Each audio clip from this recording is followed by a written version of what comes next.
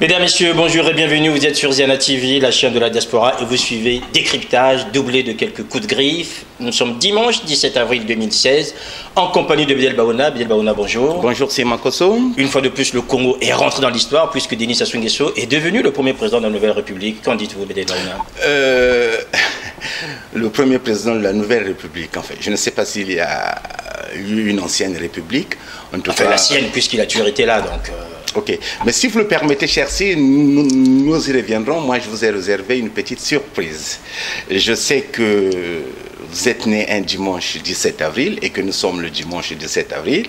Donc, je ne pouvais pas ne pas dire un mot sur cet événement quand même, sur vous, qui nous édifiez, qui nous égayez, qui nous donnait l'occasion de nous exprimer. Alors, donc, je ne suis pas nguirisé, mais j'ai quand même fait un effort en vous offrant un grand roman du XXe siècle, tout en sachant que le XXe siècle africain en littérature a été d'une comment dirais-je, d'une puissance très inouïe. Voilà, moi je vous offre Tous s'effondrent du grand chinois Achebe, le grand écrivain nigérian décédé en 2013. Un grand roman, en tout cas que vous liriez, je l'espère, avec grand plaisir et avec désir. Merci Bédel Baouna de continuer à aiguiser ma curiosité intellectuelle. Alors Tous s'effondrent, est-ce que cela se fonde pour moi ou pour Non, pas du tout. C'est pas prémonitoire. Non, pas du tout. Il faut plutôt rentrer dans le texte pour bien mais comprendre. c'est le contraire, hein, Oui. au contraire de ce que laisse entendre le titre. C'est pas ça, hein, parce qu'il s'agit d'un narrateur très puissant d'ailleurs, qui est né d'un père lâche, mais qui s'est construit lui-même en fait. J'ai du mal à prononcer son nom, Okokongo. Bon, Enfin, vous le découvrez voilà, vous-même. Pour revenir à Sassou Nguesso, voilà, effectivement, c'était il a prêté serment le samedi 16 avril. Pourquoi faire? Il a déjà prêté serment à plusieurs reprises. Il a trahi ses serments partout où il est passé. Alors donc moi, ce que je vous propose, c'est de passer à autre chose. Enfin, pourquoi ça me montre l'histoire du Congo? On ne peut pas comme ça balayer d'un revers de main. Je viens de vous le dire, le répéter, qu'il a prêté serment en 2002 sur sa constitution. Il a trahi ce serment. Il a prêté serment dans sa loge maçonnique, la grande loge du Congo. Il a trahi ce serment en tournant le dos aux valeurs maçonniques. Là, il vient de prêter serment, il va encore le trahir. Donc, gagnons du temps, passons à des gens sérieux. Alors, Bédel Baouna, vous parlez des gens sérieux. Il y a une femme qui s'est révélée ces derniers jours, c'est Madame Claudine Mounari, candidate à la présidence de la République. On ne l'a pas entendue durant toute la campagne, elle était quasiment effacée. Or là, elle se révèle quasiment en grande dame, puisqu'elle a publié un texte il y a quelques jours qui a surpris de nombreux observateurs de la vie politique congolaise, appelant même jusqu'à une manifestation, bien qu'elle ait été interdite. Mais enfin, l'audace était là. L'audace était là, et c'est tout à son honneur. Il faut saluer cette dame. Vous savez, dans la vie, il arrive des moments où chacun de nous est en face du train de l'histoire. Et je crois que Claudine Mounari a posé un acte, c'est-à-dire qu'elle n'a pas raté le train de l'histoire. Donc j'espère pour elle qu'elle va transformer, en tout cas cet essai, qu'elle va aller au-delà, qu'elle va continuer dans ce sens-là. Et ce ne sera que du bonheur, comme on dit en France, pour les Congolais. Est-ce que c'est une femme politique qui s'est révélée, en fait Là, à partir du 11 avril, Claudine Mounari s'est révélée être une femme politique. Elle a quitté l'UPADES depuis longtemps.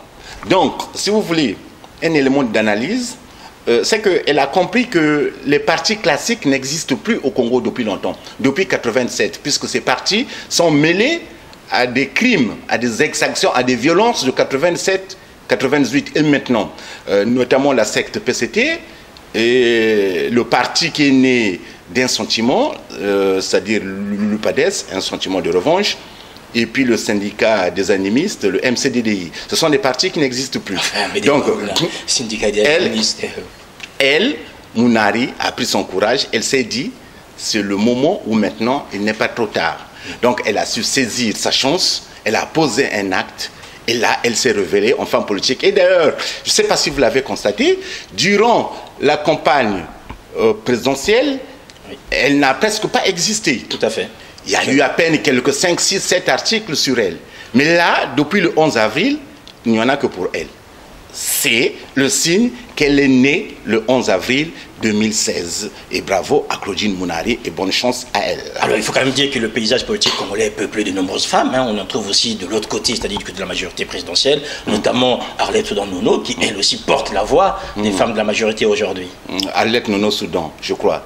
C'est de elle dont vous parlez. Tout à fait, oui. Moi, je la compare à un Rastignac en jupon, matinée de rue Pembré.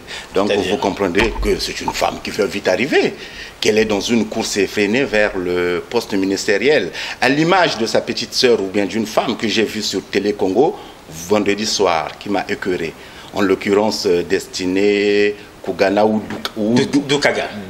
Oui. Comment une jeune femme, de son âge, de sa beauté même, comment peut-elle venir raconter finalement, Bédel Baouna. Comment, c'est le contraste, oui, qui m'a fait frémir en fait. Comment une belle femme peut-elle se permettre de venir sur un plateau de télé raconter des inepties? Elle est venue dire à la télé que non, les bombardements dans le pôle n'existent que dans la tête des usagers de Facebook. Donc, contredisant même les communiqués du gouvernement. Donc, et même du communiqué ou bien de l'appel de Monseigneur Louis Portela. Donc, donc, on aurait dû demander à cette femme de vendre du Tangawis, que j'aime bien, ou bien du Munjonjo au marché total. Elle n'aurait pas pu tant elle est pourvue de paroles crédibles, de stratégie. Donc, une vendeuse de Tangawis eût été mise à sa place sur Télé Congo. Là, c'est le signe d'une parole humiliée, c'est le signe d'une parole perdue. Et comme dirait la philosophe Simone Veil dans son livre La pesanteur et la grâce, les égarements des contraires. Non pas des paroles qui se juxtaposent ou bien se superposent, mais qui se détestent. Et elle est dans la détestation de l'autre, cette jeune femme. Et c'est pitoyable. J'ai découvert qu'elle a aussi écrit un livre. Alors pourquoi perdre son talent à vouloir raconter des sottises, qui plus est pour une jeune femme qui a de l'avenir? Donc, c'est qu'elle est lancée dans une course vers le poste ministériel, et c'est bien dommage pour elle. Cela ne participe qu'à la médiocrité des désirs.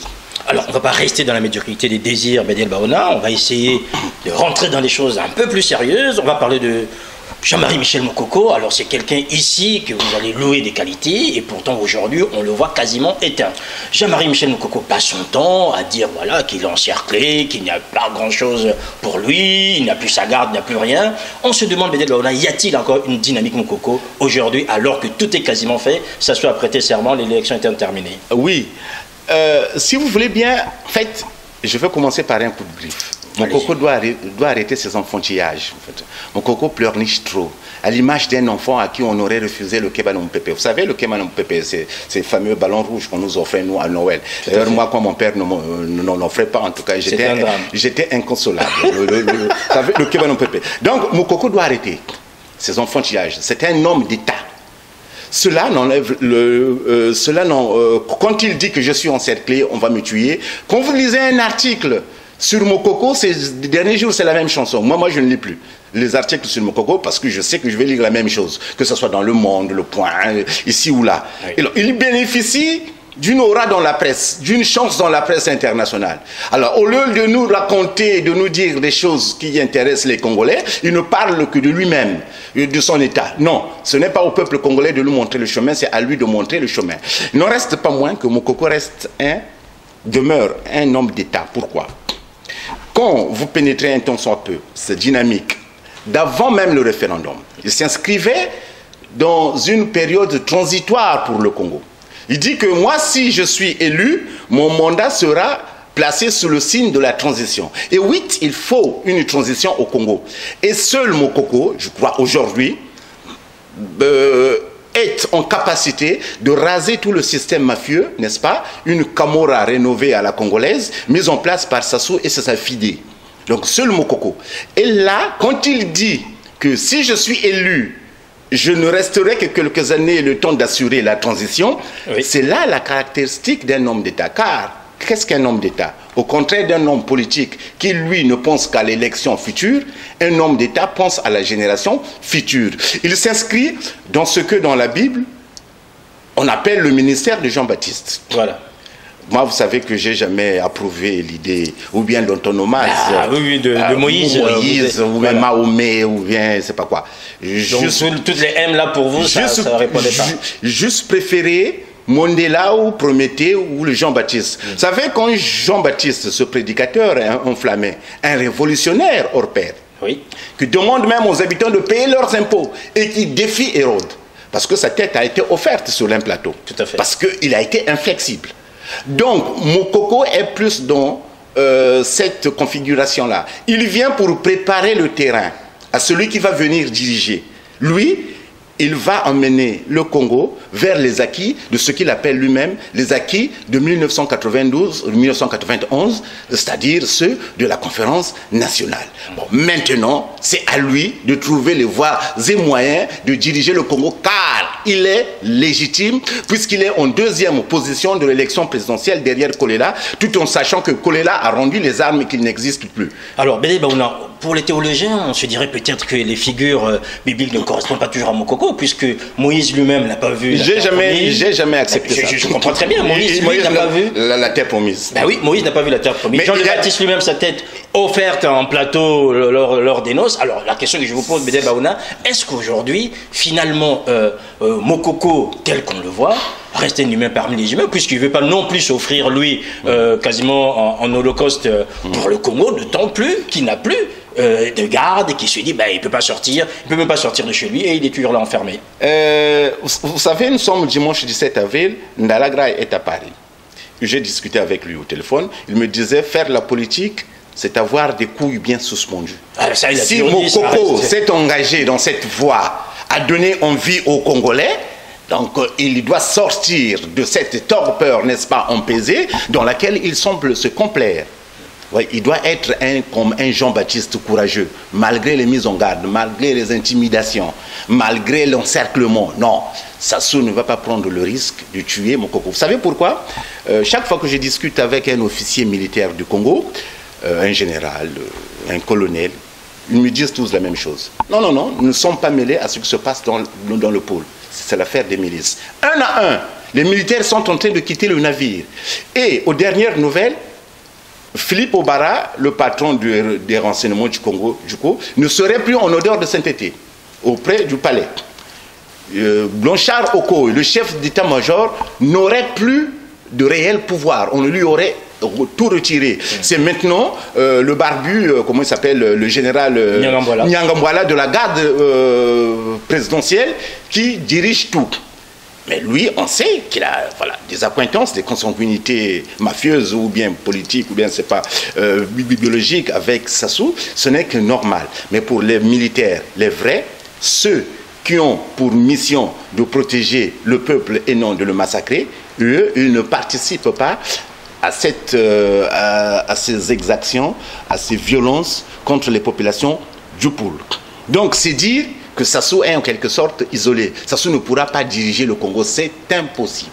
C'est impossible. Et d'ailleurs, d'après certaines sources, Sassou aurait prêté précipitamment serment pour aller à la négociation en tant que président de la République qui a prêté serment. Donc pour lui, le serment était un passeport, tout en sachant qu'il a déjà prêté des serments et qu'il a trahi. Donc à quoi ça sert? C'est là on pourrait même se poser la question de savoir quel est vraiment le véritable contenu du mot serment. Non, Mokoko doit sortir lui seul. Je sais que Mokoko est plus un homme d'État qu'un homme politique, mais il a à ses côtés un homme politique qui fait tout le boulot. Et cet homme politique, doublé d'un intellectuel, c'est Charles Zakari Bouaou. Donc lui, il peut s'occuper du volet politique et Mokoko s'occuper du volet d'homme d'État, de ce qui le concerne. Donc il doit sortir. Lui seul, il ne faut pas que Sassou vole la victoire du peuple congolais. Ça sera impossible. Mais de toute façon, Sassou ne pourra pas diriger le Congo. Dans les conditions actuelles d'aujourd'hui, c'est impossible. Alors, par rapport à tout ce qui pourrait devenir impossible aujourd'hui dans l'histoire du Congo, Bédé Baouna, on arrive à la fin, toujours, à la fin, une seule question. Cette semaine qui va commencer, comment la prévoyez-vous? Je sais que vous n'êtes pas Madame Soleil, vous ne lisez pas dans les mares de café, mais sinon, comment envisagez-vous la semaine qu'on va commencer déjà et les jours qui suivent? Je n'y crois pas non plus. Hein. Vous savez, mon aversion pour tout ce qui est irrationnel, métaphysique, même si je suis congolais, hein, même si j'ai évoqué ici récemment le Boulamananga, voilà, c'est ça. Mais comment ça va se passer? Il y a ceux qui proposent même des médiations. Par exemple, le docteur Nditoukulu qui a proposé sa médiation. En plus, il est de docteur. Mais donc, si vous pénétrez bien sa personnalité déjà, pose problème, puisqu'il est incapable de soigner ses maladies, en fait, ses propres maladies qui le tracassent. Il souffre d'un narcissisme pathologique, avec comme symptôme les effets de manche, et deux, d'un encéphalogramme plat en politique. Il ne propose rien. Même son parti, je crois qu'il n'a que 5 ou 6 membres, voilà sa famille, ses enfants ou ses neveux. Ça va. Et puis, moi, je me méfie toujours des gens qui vivent en France et qui fassent la politique depuis l'étranger. On a vu depuis l'histoire du Congo, les Numazalai, les Ndalagrai, les Moudjie Nomasengo, les Lissouba, et aujourd'hui, on a même le parent des noms politiques issus de la diaspora qui est devenu un milicien, en l'occurrence Thierry Mongala. Donc moi, je me méfie des gens qui parlent depuis l'étranger. Non, la médiation menée par l'homme dont vous venez de parler, le Marcel docteur, voilà, me paraît être une fantaisie, doublée d'une facétie d'ailleurs, une imposture si vous voulez, je peux même employer plusieurs mots. Mais on va se limiter à ça. Oui, donc je me souviens d'une interview qu'il a accordée à Ziana TV. Il s'est déclaré comme opposant. Et il a appelé à voter pour Mokoko, je crois, puisque c'est vous qui avez mené... En filigrane. En filigrane. Oui. Donc, cela signifie qu'il est opposant à Sassou. Et par conséquent, il ne peut plus être juge et partie dans une médiation, c'est impossible. Puisqu'il est déjà de l'opposition. Donc, s'il propose cette médiation, c'est là le signe d'un homme seul, désespéré et qui ne sait plus quoi faire. Donc, il ferait mieux de rester médecin dans sa clinique ou dans son hôpital ou dans son cabinet médical. Donc au lieu de divertir les gens. Donc pour la semaine, on reste plutôt sur ce coup de griffe par rapport à la médiation. C'est le statu quo. Il va y avoir le statu quo, à moins que Sassou, comme il est imprévisible, comme il ne vit que par le coup d'État, fasse un autre coup d'État. Enfin, contre lui-même à ce moment-là. Mais il ne fait que des coups d'État. Attendez, quand vous regardez l'histoire du Congo, tous les présidents du Congo ont été victimes de coups d'État, sauf lui. Sauf lui, donc c'est que c'est lui qui les fomentait. Donc c'est lui le cerveau des coups d'État. Sauf lui, il n'a jamais été victime de coups d'État. Donc il va encore nous préparer un coup d'État, peut-être aller bombarder au Rwanda. Donc la semaine qui va suivre sera à peu près, du moins je ne suis pas voyant, mais je ne prévois pas grand-chose. Pas grand-chose. Quand il est borné, ça souille, il est obtus. Donc, voilà. Sur le statu quo. Donc ce sera le statu quo. Peut-être va-t-il former un gouvernement, mais sur quelle base? Parce qu'il y a des gens, il y a des femmes, des jeunes, beaucoup qui attendent, qui se bousculent au portillon pour devenir ministre, voilà. Donc, même des morts aussi, ceux qui ont voté pour lui, et des morts aussi attendent d'être nommés ministres. Vous savez, il y a beaucoup de morts qui ont voté pour Sassou lors de cette dernière élection. Sinon, il n'aurait pas eu 60%. En attendant donc la résurrection de ces morts pour venir prendre leur poste, Bédel Baouna, encore merci. De rien, Sir Makosso. Et une fois de plus, joyeux anniversaire. Merci Bédel Baouna. Merci à vous aussi qui nous avez suivis. Merci à Noko Kumonga Kosso pour les images et à vous qui êtes de plus en plus nombreux à suivre les programmes du Zena TV. Portez-vous bien et à la semaine prochaine. Au revoir. Au revoir. Vous savez, il y a un principe universel et intemporel qui veut que ce ne sont pas ceux qui font une révolution qui la gèrent ensuite. Robespierre n'a pas géré la révolution française. Lénine n'a pas géré la révolution en Russie. C'est Staline qui l'a géré. Lumumba n'a pas géré les indépendances en RDC. C'est Mobutu. Youlou, les Tchétchélés n'ont pas géré les indépendances, sont restés 3 ans au pouvoir. Donc ce sont les Massamba Deba et autres militaires voyous qui ont géré l'indépendance du Congo. Léomba au Gabon, pareil, il n'a pas géré l'indépendance du Gabon, c'est Bongo.